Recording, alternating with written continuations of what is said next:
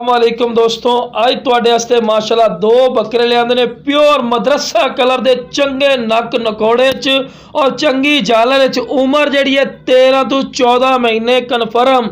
वजन 45 तो 50 किलो। कोई गलत बयान नहीं करनी। और डबल हड्डी दे विच इस तो वध क्वालिटियां नहीं होंदियां जनाब। गोशत दे भरे हुए माशाल्लाह ते आला चीज़ां। ब्रीडिंग वास्ते जबरदस्त हो सी, बकरियां वास्ते रखो, अगर बकरा ईद वास्ते रखो तो माशाल्लाह सुभान अल्लाह क्या बात है।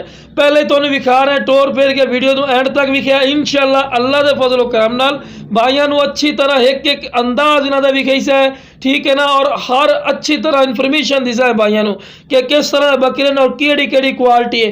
क्वालिटी की इंशाल्लाह कमी कोई नहीं, ठीक है ना। तो A+ क्वालिटी च ने दोवें ही भाई ने पे ये भी तुहानू वाजे गल कर दे भी है। तो नस्ल A+ इन्हें झालर नकौड़ा हर चीज़ A1 ने। तो लो जनाब आओ तुहानू एक एक करके अलग अलग विखावा कि तुहानू भाई इन्फॉर्मेशन होवे।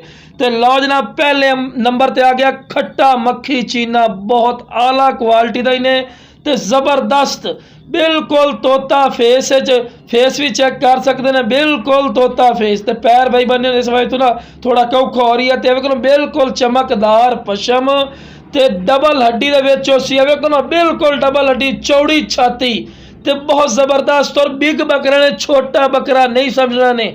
बंदे नूं नाल खड़ा करने का मकसद भी भाई यह होंदा है कि तुहानू हाइट कद दा भी पता लगे जनाब। छोटा बकरा मैं बार बार गल कर रहा कि नहीं समझने, हाइट कद वाला बकरा ही ने और क्वालिटी वाला और चमकदार पशम चिने पिया, ठीक है ना। तो लो जनाब वेल ही चेक करो, चंगी लंबी वेल च पिया।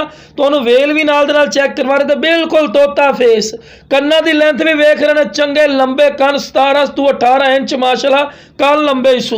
तो लो जनाब चारा भी खवा के विखा रहे हैं कि सेहतमंद ने, कोई बीमार ना हो सी इंशाल्लाह। जेड़ा फौजी कोट फार्म तो तुम जानवर ले सो एक्टिव हो सी, डबल हड्डी और इंशाल्लाह ब्रीडिंग वास्ते भी A+ क्वालिटी है। 120% वाली चीज़ है पई। तो लो जनाब उस तो बाद तुहानू दूसरा बकरा ही विखाने।